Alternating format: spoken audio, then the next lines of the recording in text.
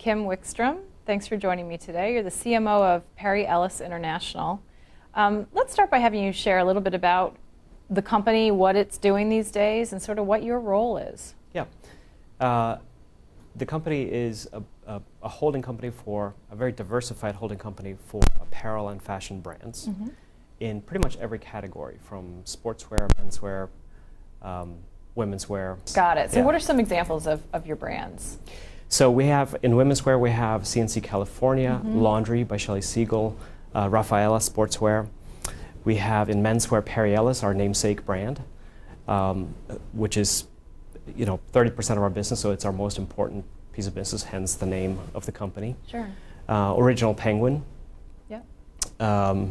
Brands like Exist at Kohl's, for example. Great. So as far as your responsibilities, you're overseeing the Perry Ellis brand itself, but also you're overseeing brand strategy for all the other brands in the portfolio. Is that correct? Okay. So let's talk about the Perry Ellis brand, for example. Yes. I mean, here's a brand that's been around, since the 60s? Is that when it first started? Its heyday was in the late 70s and early 80s. Okay. Yep. So lots of cachet. Perry Ellis was a designer, obviously, and it was his label.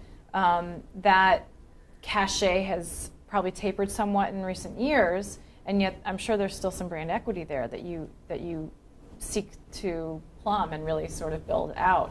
How are you doing that? So it's very exciting. I mean, sad on one hand, but very exciting on the other hand. Sad in that Perry Ellis, of course, passed away in '86, and so his legacy faded away.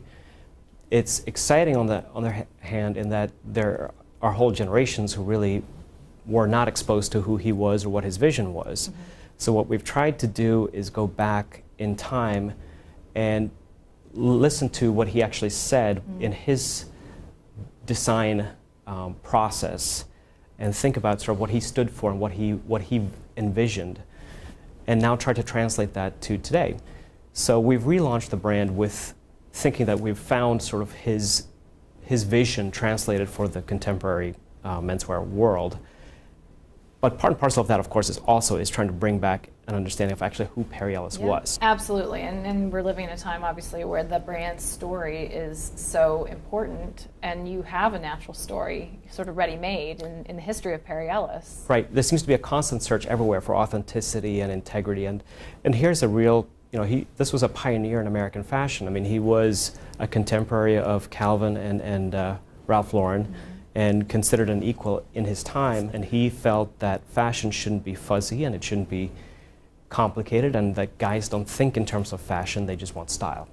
And when you look at that, and you look at his sort of way of not taking fashion so seriously, well, that feels to me completely relevant today, because I think that we have gotten less formal, more relaxed, and men have also become more comfortable with thinking about style.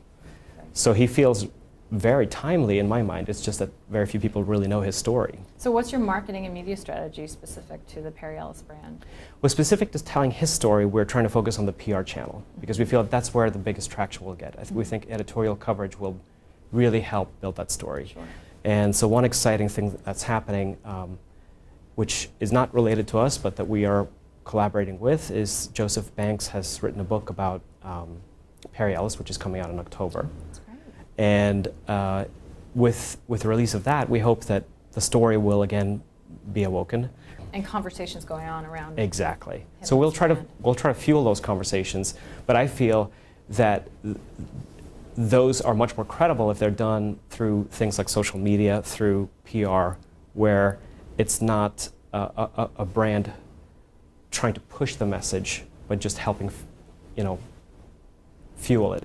And I think what we've discovered across the board is that as the markets expand, get more fragmented and more commoditized and more generic, the storytelling part is more and more important. The brand piece becomes kind of critical for protecting your brand and building your brand equity. Right. And so that's where I think that Perry Ellis International and I found common ground in that we realized that the Perry Ellis story, for example, the most important one in the company, hadn't really been told enough, and we needed to find a way to do so. And And fortunately enough, I got the opportunity to be there. That's great. Well, good luck to you. You've been in your role now for 2.5 years, and we look forward to seeing what comes of this moving forward. Thanks so much. Very exciting.